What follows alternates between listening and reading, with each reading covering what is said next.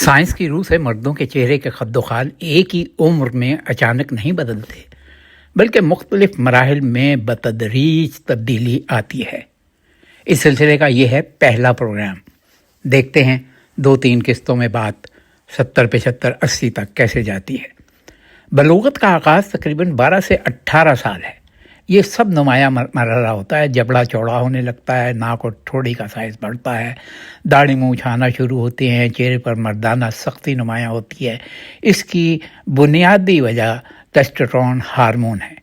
نوجوانی سے پختگی 20 سے 30 سال کا عرصہ ہے۔ چہرے کے خد و خال سیٹ ہو جاتے ہیں، ہڈیوں کی ساخت مکمل ہو جاتی ہے، جلد نسبتاً سخت اور چمکدار رہتی ہے۔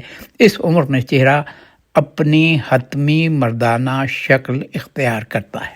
اس کے بعد آتی ہے 30 کی دہائی، یعنی 30 سے 40 سال تک۔ یہاں تبدیلیاں آہستہ آہستہ نمایاں ہونے لگتی ہیں۔ 30 سے 40 سال کے اس عرصے کا ذکر اگلی قسط میں کرتے ہیں۔ آج بات یہیں پر اختتام ہوئی۔